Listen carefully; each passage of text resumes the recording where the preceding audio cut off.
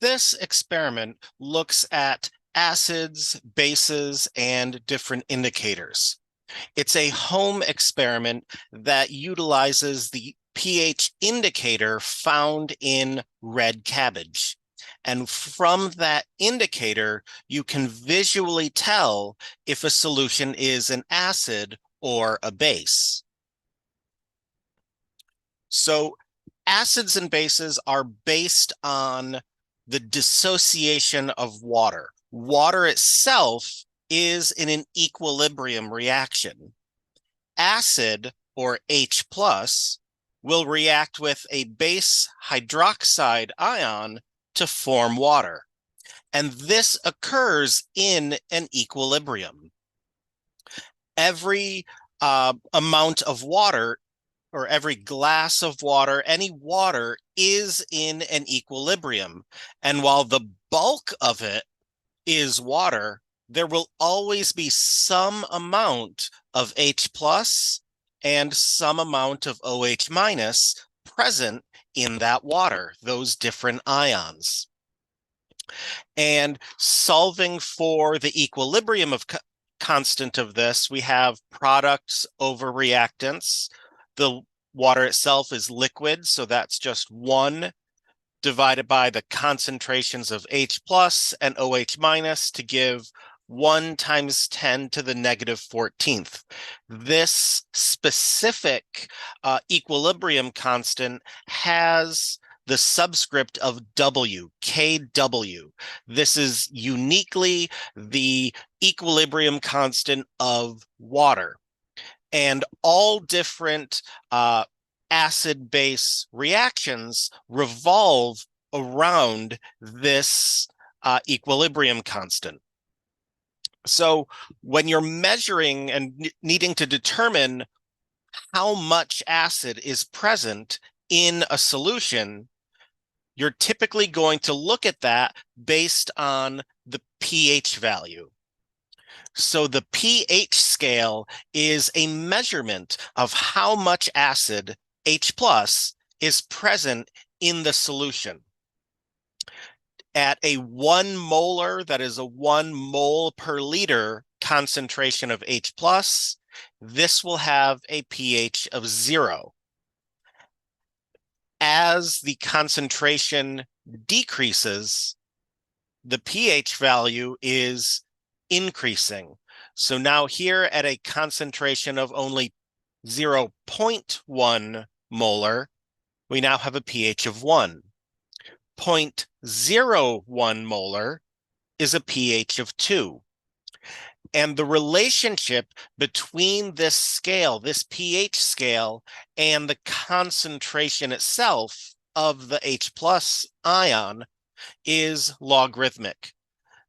pH equals negative log of the concentration of H plus. So you would put this in the formula, negative log of 0.00001 equals 5.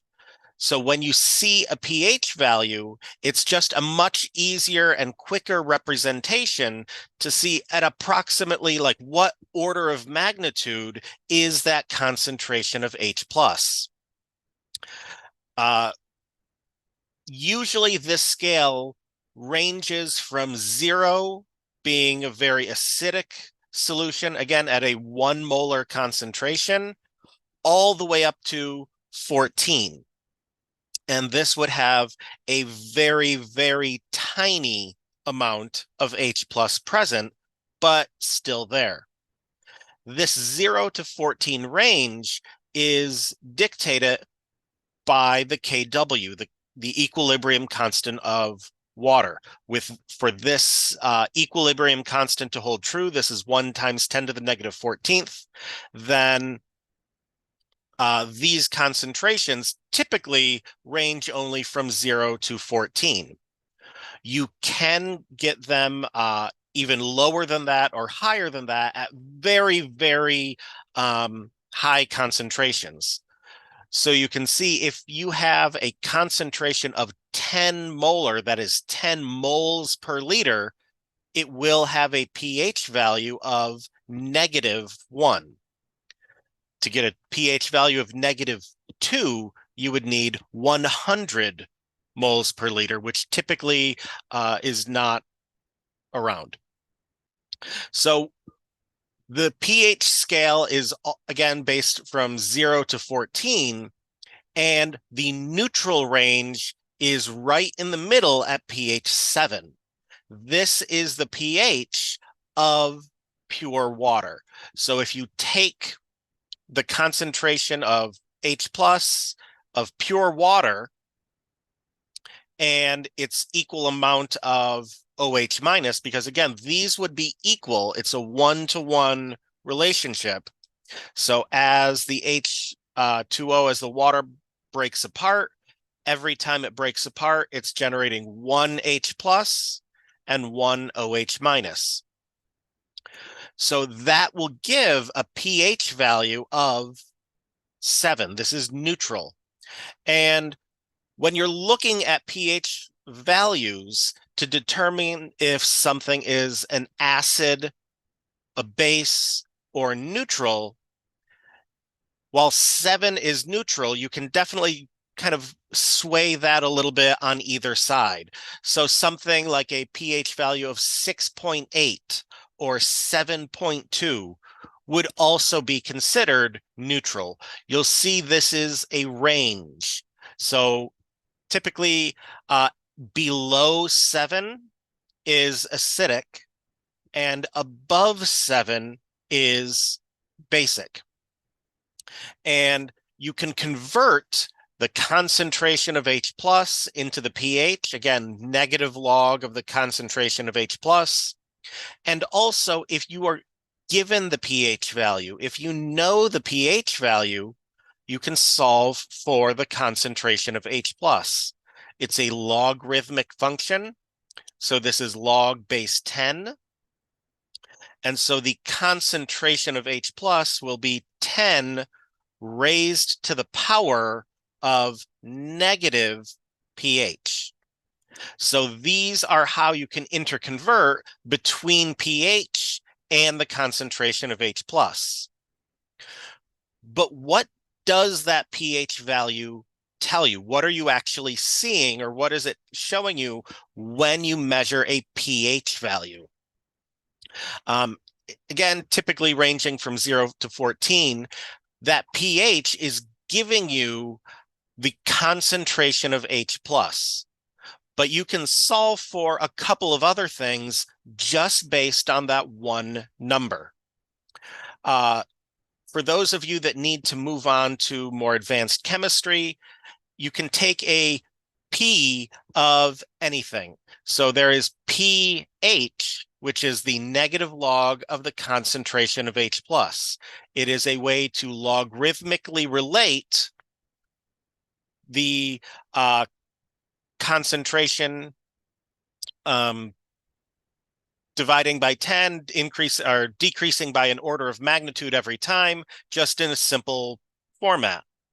So that's the pH is the negative log of H plus. The pOH is the negative log of hydroxide.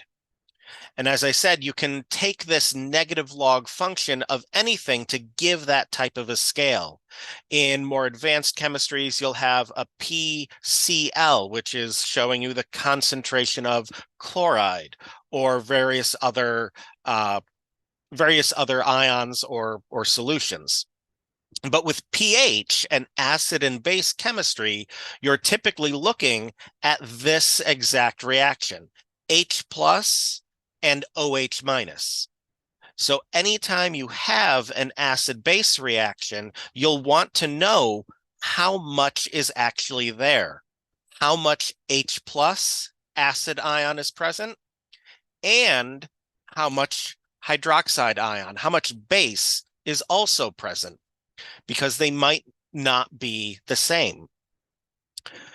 But instead of measuring both things separately, you can measure the pH, and that will give you both of these numbers.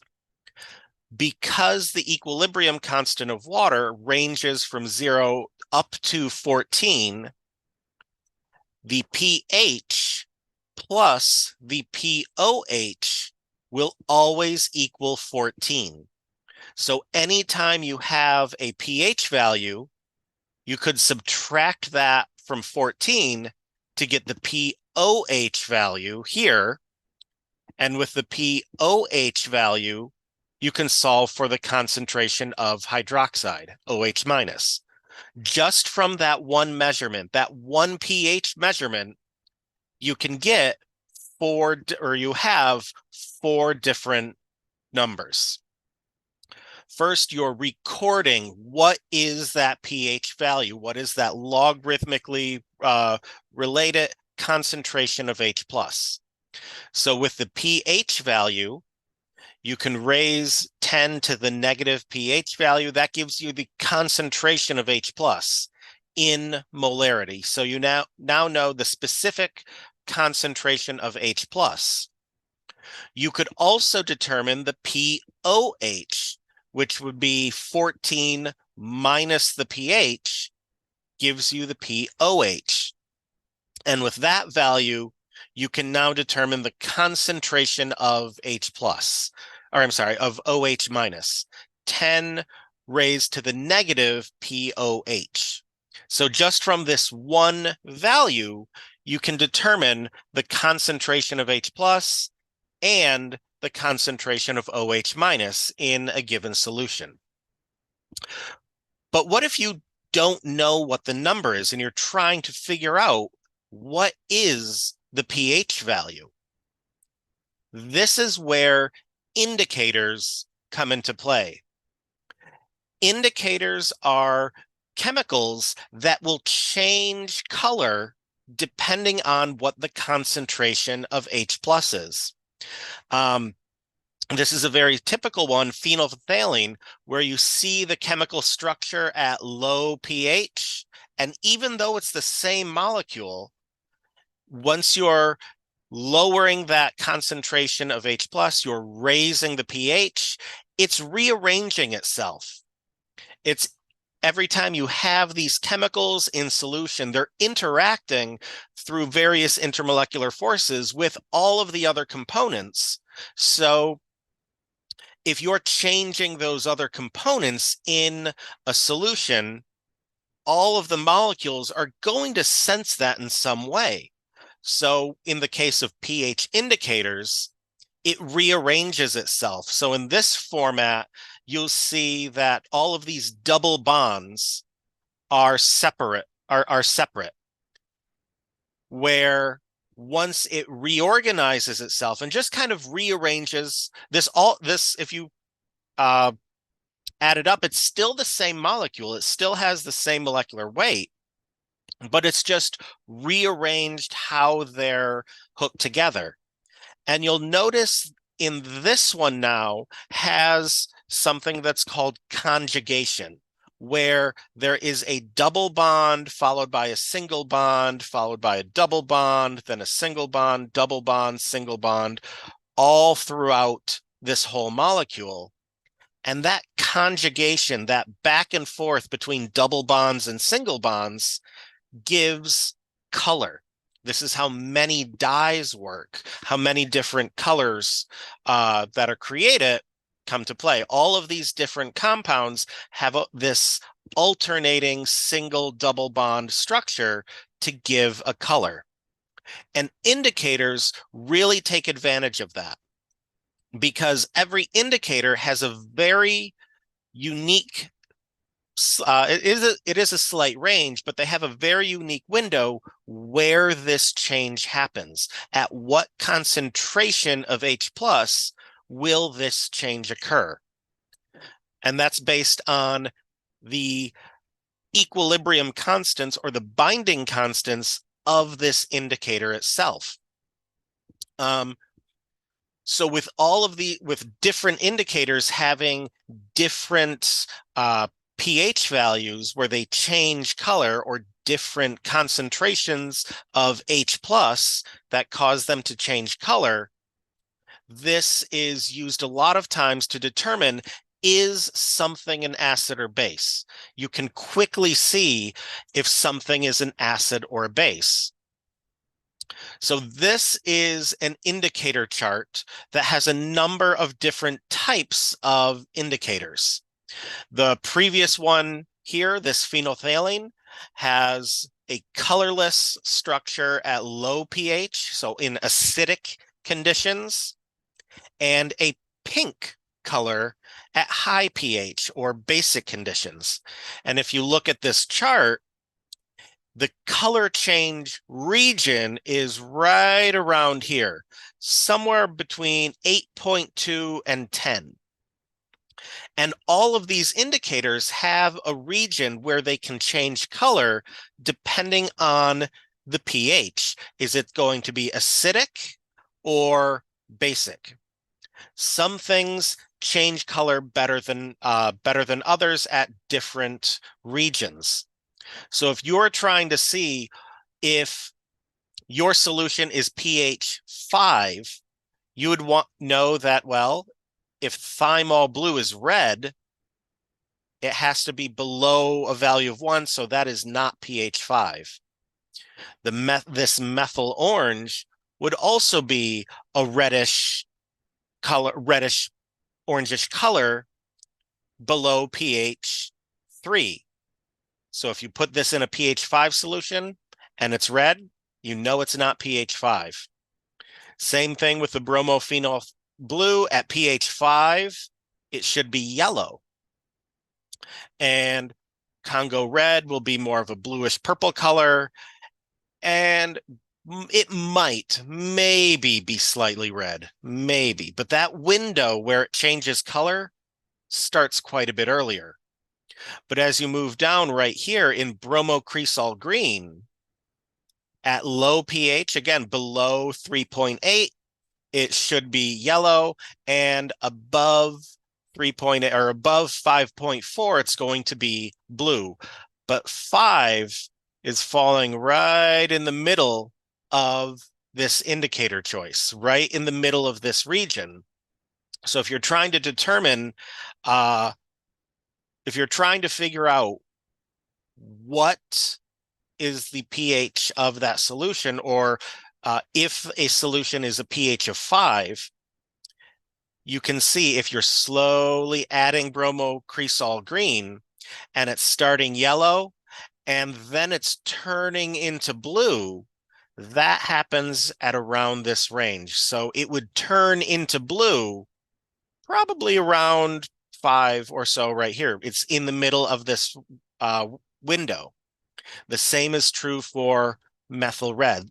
If you're wanting to figure out when something changes to a concentration or to a pH of 5, you would use one of these two indicators. It really doesn't necessarily matter which one for this example. You'd want to, when choosing an indicator, you would want to choose it where the range where it can change is kind of right in the middle of what you want. Phenolphthalein, again, the one from before, changes at a slightly basic pH. It's 8.2. And this one's a very noticeable one because it goes from colorless, absolutely no color, to pink, somewhere right around in here. And you can use these various indicators, one, to determine what is the pH of this solution. Knowing where the color change region is, you can know it's either below or above that region. There is a solution called universal indicator, which is a mixture of a number of these different indicators. So you just could use that one solution, and through a very large range of pH, it will give different colors depending on its depending on the concentration of H+. You can also use indicators to see when something reaches a specific pH, particularly in titrations. And in the few labs after this one, you're going to be looking at titrations and utilizing indicators. So if you know that you want to get a solution to make it to pH 7, you're starting with an acidic solution, and you want to know, how much base do I need to add before it reaches a basic condition?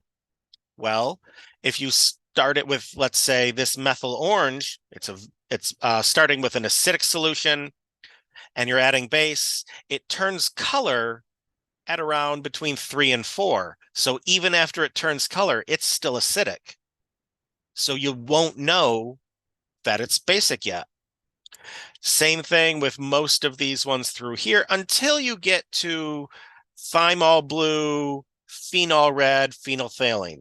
So these are the ones kind of going from an acidic region to a basic region, and that color change kind of happens in the middle, around neutral pH. If I wanted to get pH 7 exactly, I might choose either bromo, so right down this line to pH 7, either bromothymol blue, the color change happens right there, but it could also happen in phenol red. This window, though, is a range. It might not happen right at the point. It might happen in the middle. So it's best to choose one where the range is right in the middle. So I would probably choose the bromothymol blue.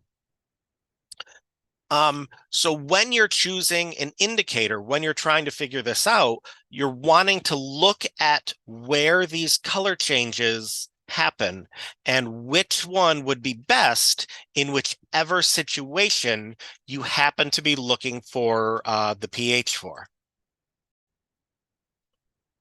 The experiment itself to look at these indicators is an at-home experiment that you can do typically in your kitchen with a few different things that are pretty commonly available.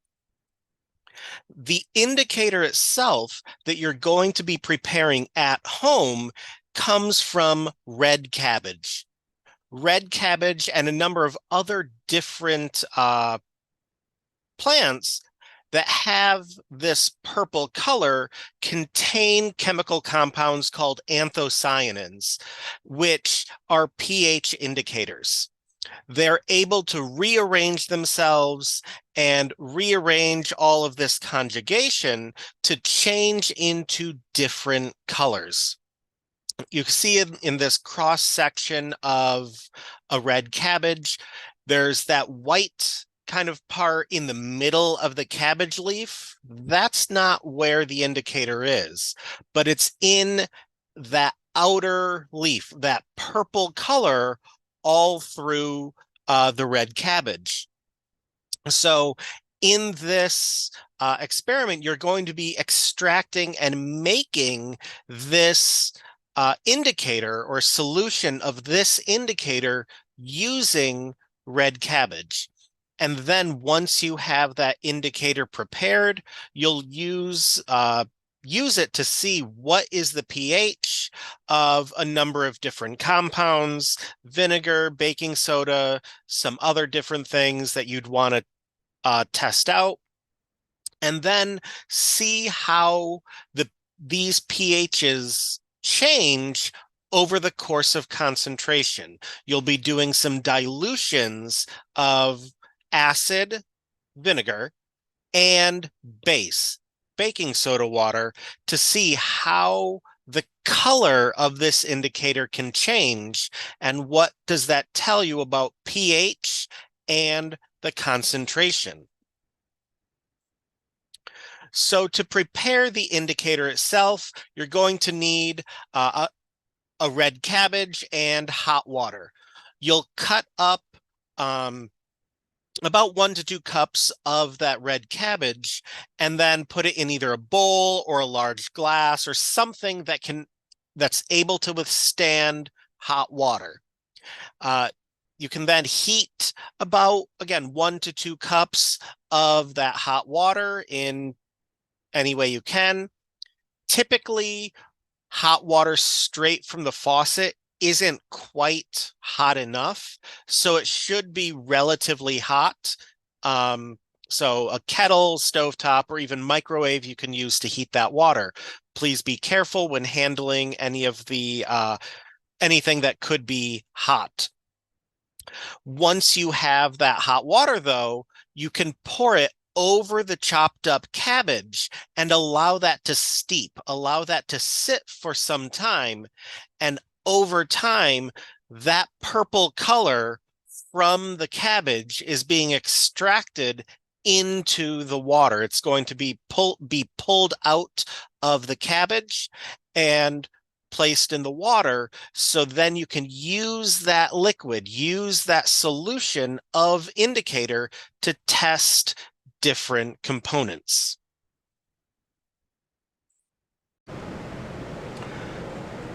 pH indicators are chemical compounds that change color as a result of the concentration of acid. To prepare a pH indicator at home, you can use red cabbage, which contains anthocyanins, giving red cabbage its distinctive purple color.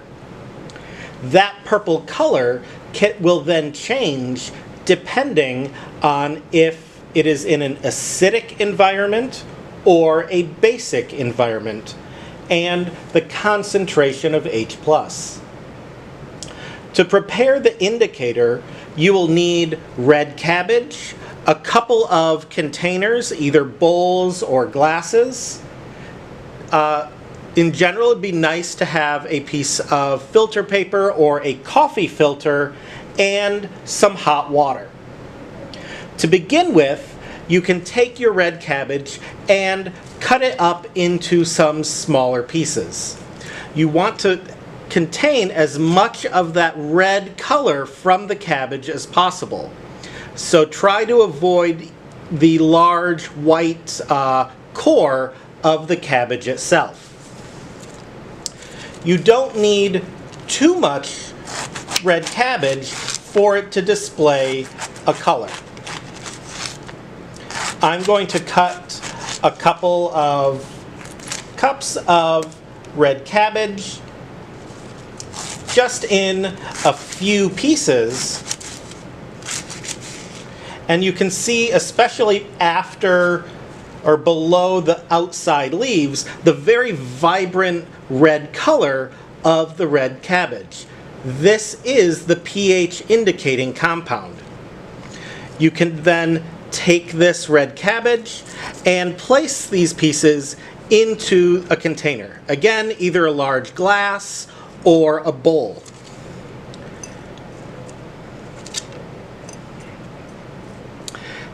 After which, you can pour in some hot water. The water itself does not necessarily need to be boiling, but should be quite hot to the touch. Usually you can get this by an electric kettle, or on the stovetop, or in a microwave safe container you can heat up some water. Typically hot water from the tap is still a little bit too cool.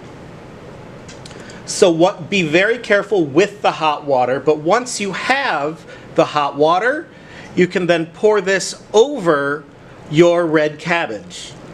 As you can see, the color of the cabbage is now being extracted, that is being removed from the cabbage, and the water itself is now becoming that purple color.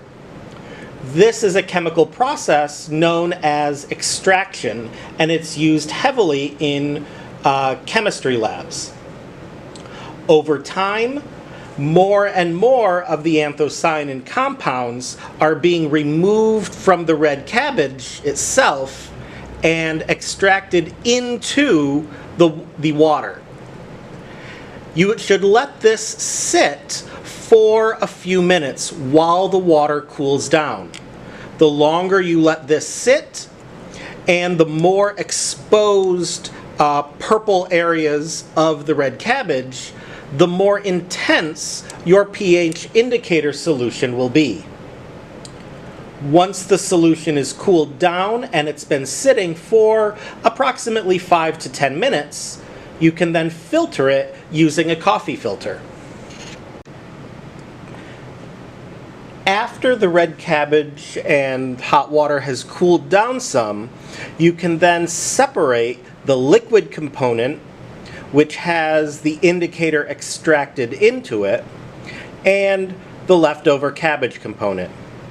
Most times you could probably get by with taking this and holding back the cabbage and pouring it into a different container. That should work for most of the material. However, you could also use something like a coffee filter to filter out any fine particles of solid. By using a piece of filter paper, you can typically get rid of a lot of fine materials, and you can see it funneling out through the bottom.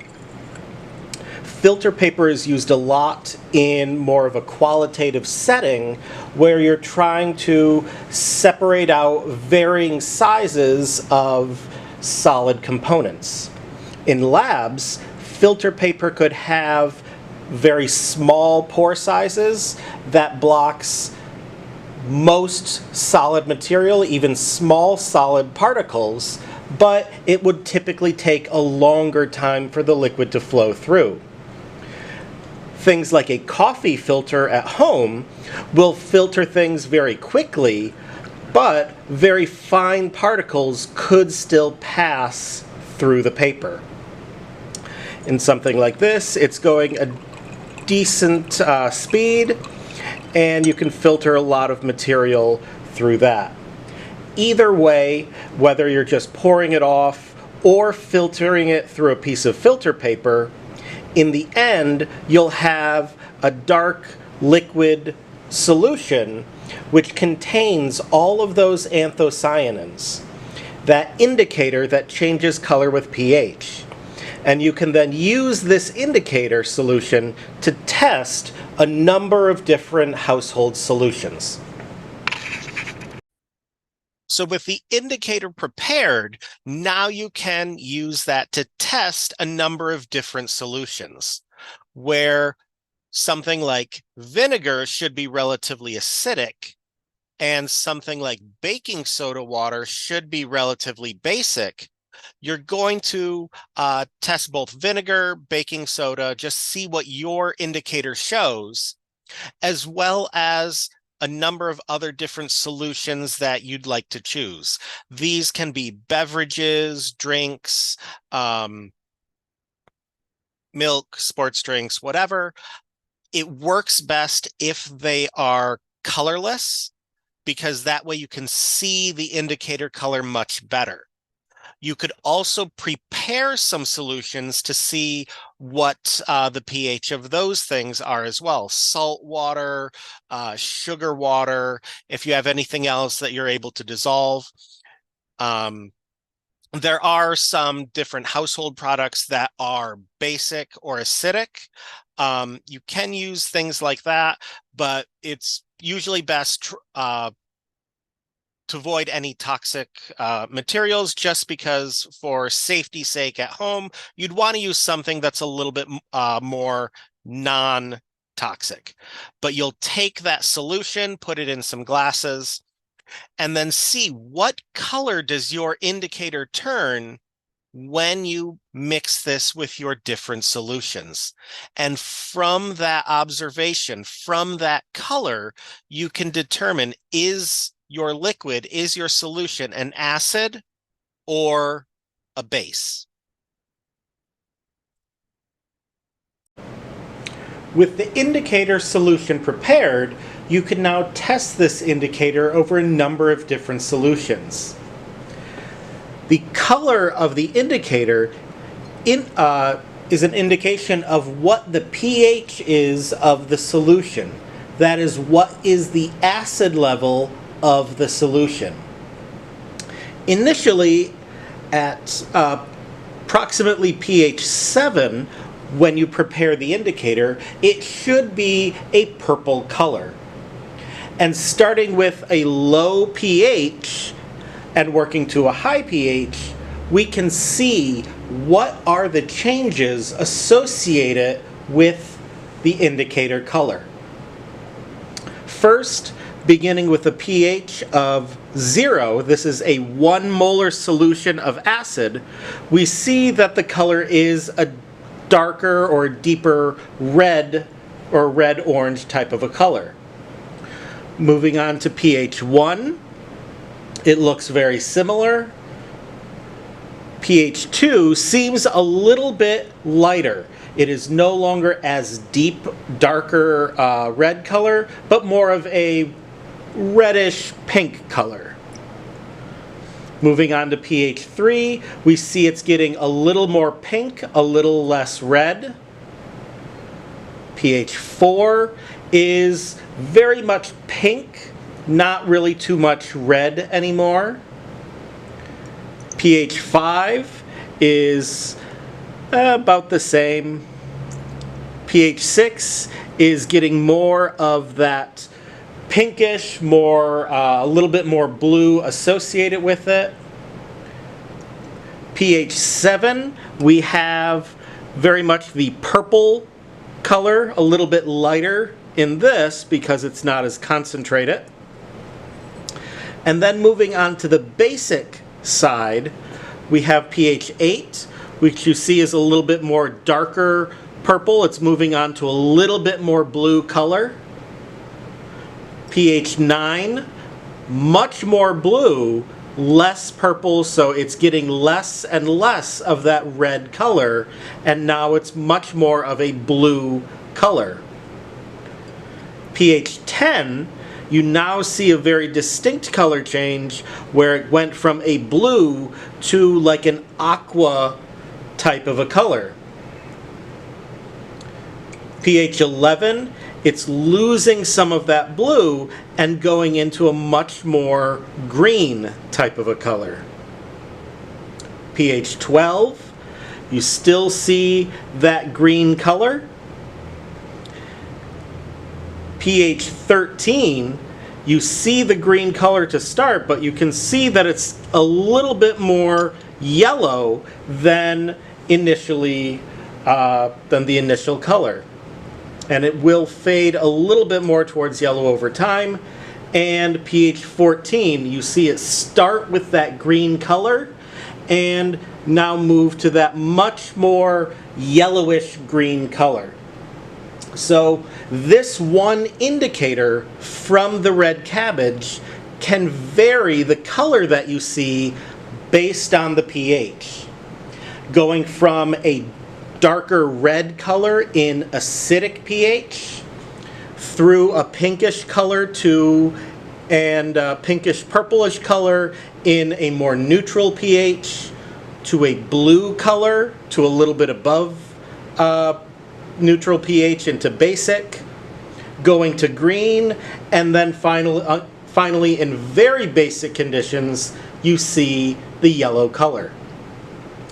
Using these indications, using these colors, you can use the red cabbage solution to figure out what is the approximate pH of varying different components or various different solutions that you can find at home. Is the solution acidic? Is the solution basic? And in an estimation of these colors, approximately what is that pH? When you have the colors of your different solutions recorded, you could use this image. This is in the slides as well. You can use this to figure out approximately what is the pH. Notice how as the pH increases, the concentration of H plus is decreasing as the color changes. So look to see what are the colors that your solutions give and what is the approximate pH of those. After you've recorded your different solutions, you take a picture, post that to the report, you're also going to be doing a few dilutions. And the first one is dealing with acids. You're diluting vinegar. So the procedure is you'll take 2 different glasses. One, you're just going to have some vinegar, and the other, you're going to take 1 tablespoon of vinegar and 5 tablespoons of water and mix that together. Then you'll add some of your indicator to each of them, record your observations. You're seeing how does the indicator change with this concentration when you're looking at acids. Going back here, you see there's not too much change, especially when you get to the lower pH values, the higher concentrations. They're pretty red to mildly pink until you get almost neutral. So there's not a ton of change that you're going to see with vinegar, but you should see some sort of a change because the vinegar itself is starting out at approximately pH 2.5. So it's right around here. And by diluting that and lowering the concentration, you should be able to see some change in that color. The vinegar itself, most vinegars are a 5% solution. This is 0.05 grams per milliliter. From this, you have a mass, 0.05, and you have a volume, 1 milliliter, of the acetic acid. You could use the molecular weight of acetic acid to convert this to moles. So now you'd have moles per milliliter to determine the molarity of vinegar. I'm giving you the pH. You don't have pH probes or pH meters at home, but typically the pH for vinegar would be 2.56. And you can use this value, 2.56, to convert to the concentration of H+. And with the molarity and the concentration of H+, you can determine the percent ionization.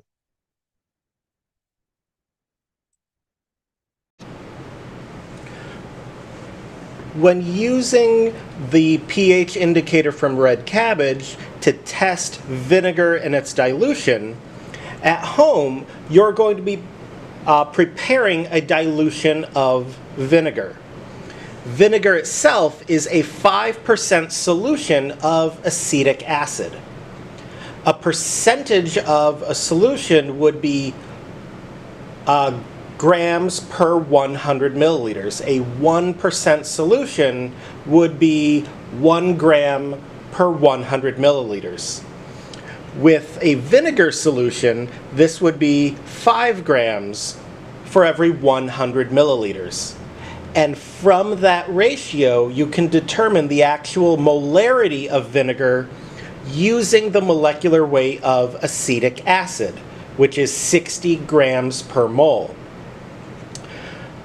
With the molarity of the vinegar known, you can also use that to determine the molarity of your dilution.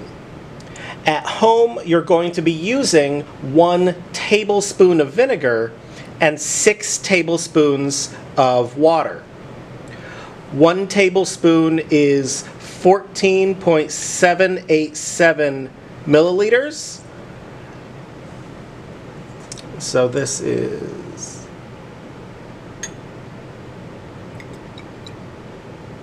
a little bit under 15 milliliters.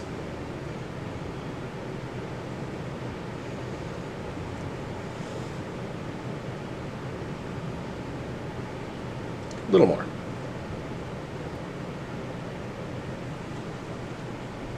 Okay. So you'll have your 1 tablespoon of vinegar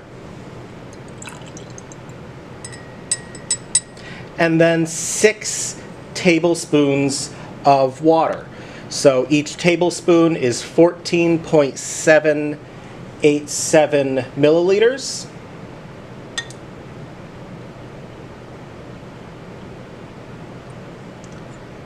So there is the first 50 milliliters.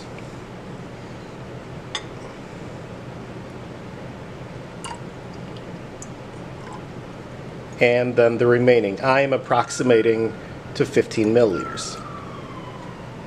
So now I have vinegar, which you can determine the molarity for, and a dilution of vinegar, which you can determine the molarity for based on the initial molarity of vinegar. You can see that when I take this indicator solution and put it directly in the vinegar, it becomes that pink color, kind of a deep pink. You can look at the image in the slides to determine what, or in the previous video, what is the approximate pH of vinegar just based on the color itself of this indicator. At home, you'll also be looking at what is the color of the dilution and comparing the two. You can see the molarity of vinegar, you can look at the pH of vinegar, and from the pH, you know what the concentration of H plus is, the concentration of the acid. If you know the total molarity of the vinegar and the total molarity of H plus, you can see what percentage of the vinegar, what percentage of the acetic acid breaks apart into its separate ions to figure out the percent ionization. And use that value to calculate what is the concentration of H plus in your dilution. Percent ionization is fairly specific for weak acids and bases.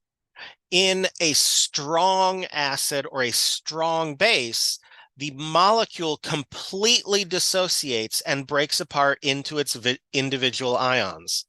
So hydrochloric acid is a strong acid.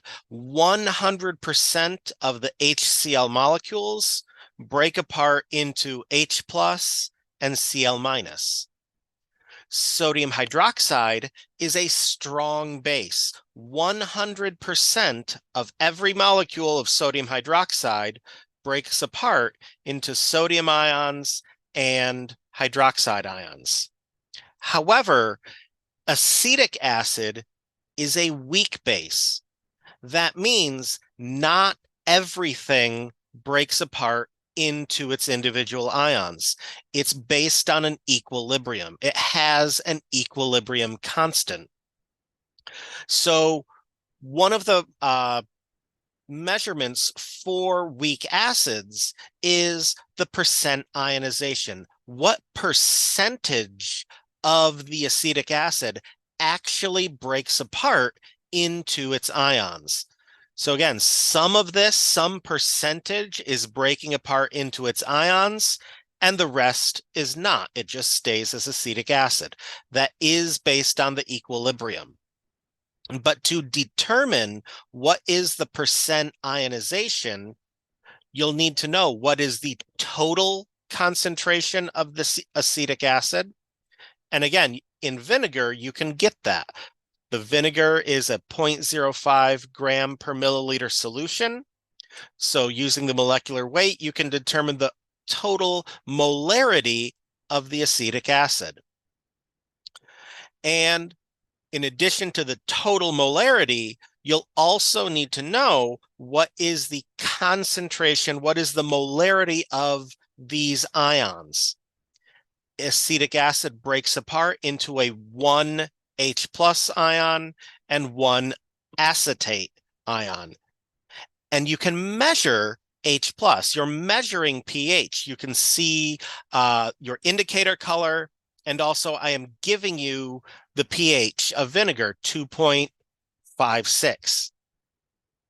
So from the molarity, you can get the concentration of H plus. So now if you know the total amount and you know how much H plus there is, that's how much of acetic acid broke apart. You can get the percent ionization. That would be the concentration of H plus, divide it by the total concentration of acetic acid times 100%. You can also use that percent ionization to solve what is the concentration of H plus in your dilution. The percent ionization should be constant, so that way you'll know what percentage of it breaks apart. And if you know the molarity of acetic acid based on the dilution, you should be able to get the concentration of H plus.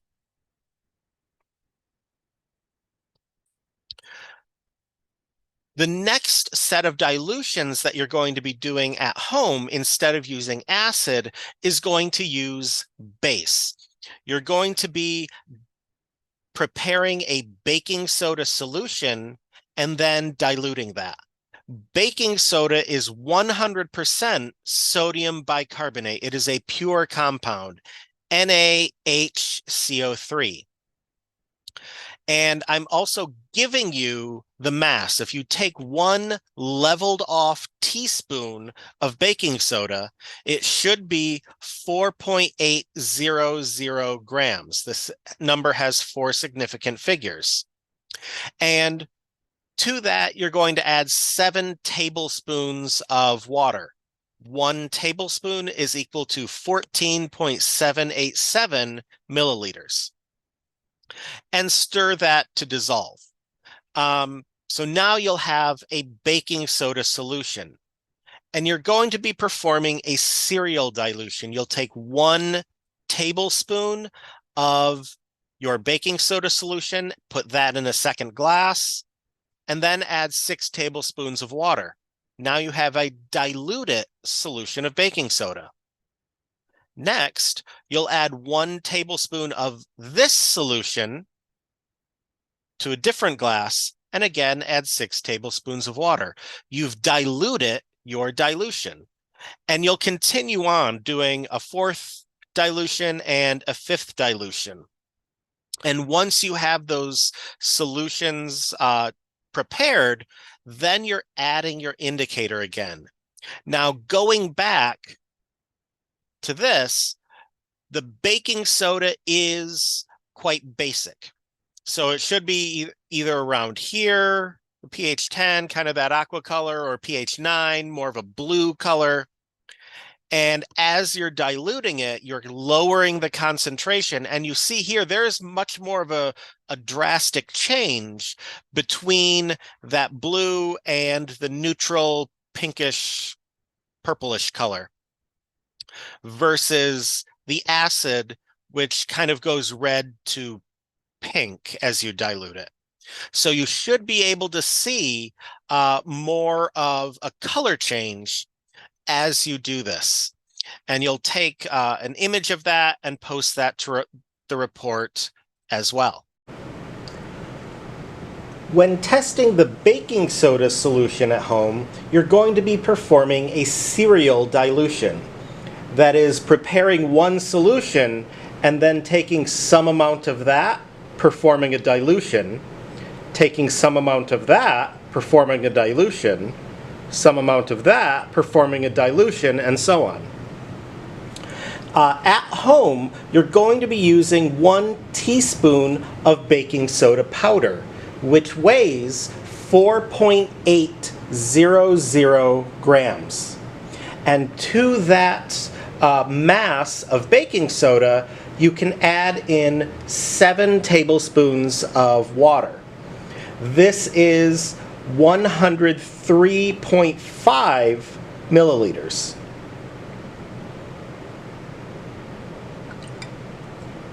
So I have 50 milliliters. And you see it's starting to dissolve.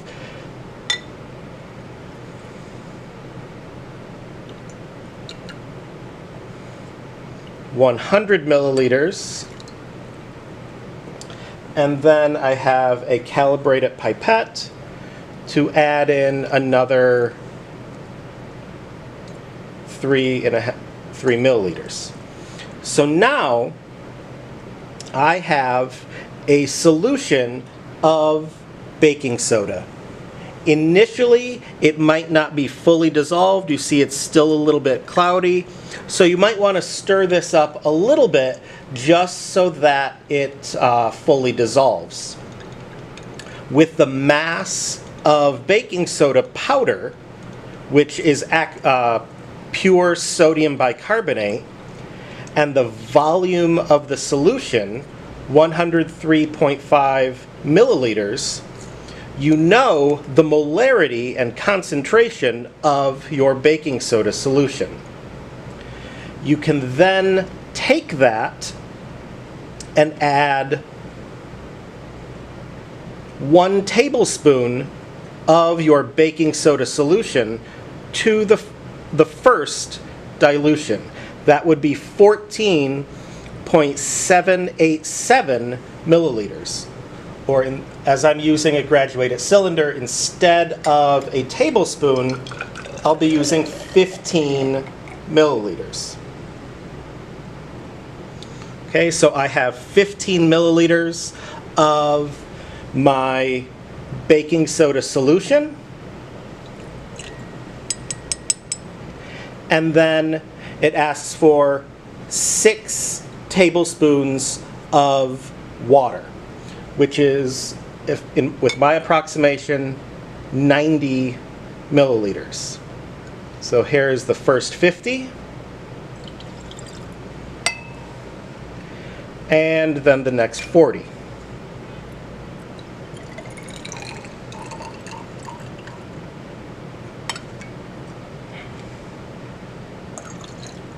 So this is now the first dilution of baking soda. You can then go through and do this for the rest of the solutions, starting with this dilution, solution number 2. You'll take 1 tablespoon of that.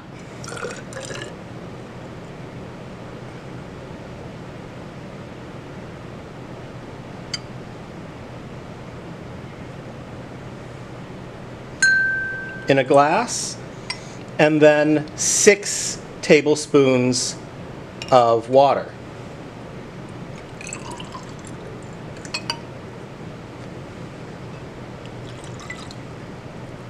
I need a little bit more water.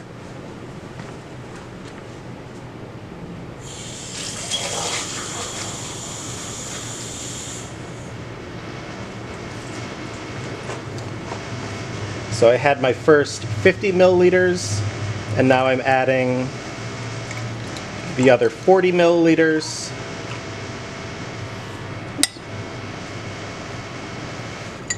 To make my second dilution.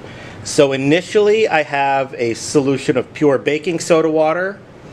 I made a dilution of that baking soda water, and then a second dilution of my first.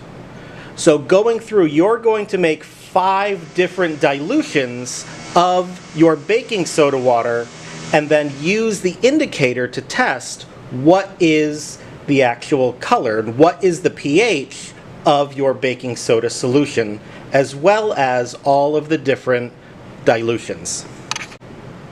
Once all of your dilutions are prepared, you can then look at what is the pH of these 6 different solutions using your red cabbage indicator.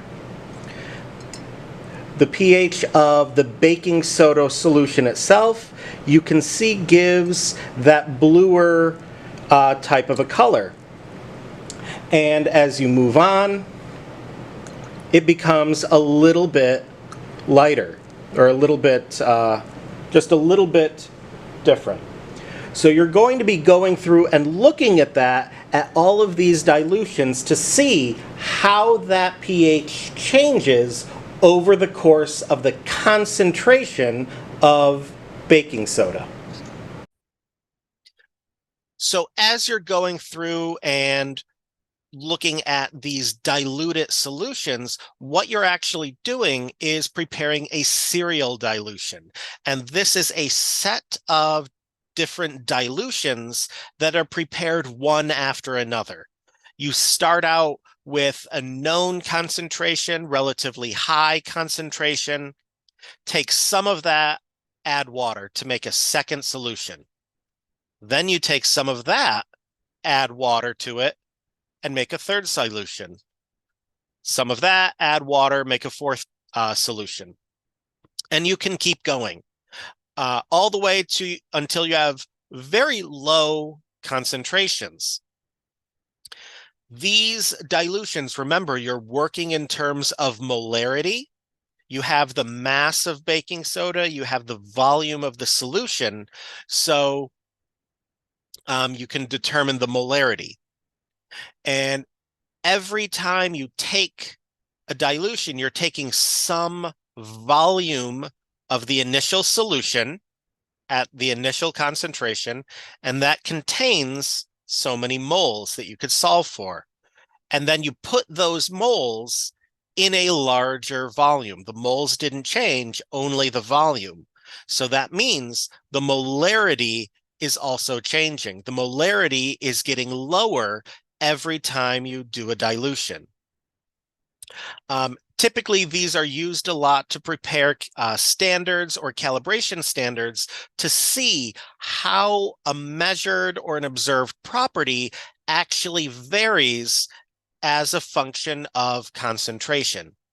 What you're looking at is how the pH changes as a function of your concentration. You're diluting, you're lowering the concentration of baking soda every single time. So what does that do to the observed color of your indicator? What is that doing to the pH of the solution? Initially, you're going to have a high pH, which is a very low concentration of H plus, and then you're diluting that, mixing it with water, and that's raising the pH. The water itself has a higher pH than your baking soda solution. So the concentration of H plus, it's readjusting itself based on the equilibrium, and the concentration of H plus is increasing with that dilution. So overall, what you're doing for this experiment is preparing your red cabbage indicator. Again, you're taking a red cabbage, cutting it up to approximately a couple of cups of red cabbage pieces, heating up water, be careful with that, and adding that to the cabbage. Let that sit for about 5 or so minutes just to allow the red cabbage indicator itself, those anthocyanins, to extract into the water, and then either separate the cabbage. Most times you should be able to just pour it out, or if you want, you could filter it through a coffee filter. Once that's prepared, you're then going to use that indicator solution to test a number of different samples: vinegar, baking soda, water, some other liquids. Typically try to choose some non-toxic liquids, but other things are available, and determine, are these solutions acids or bases? And then last, you're diluting some vinegar and some baking soda solution to see how that changes the pH. How does that change the color of your indicator? And overall, you can see throughout this experiment those different colors and how indicators can play a very critical role in knowing what is the acid level of different solutions.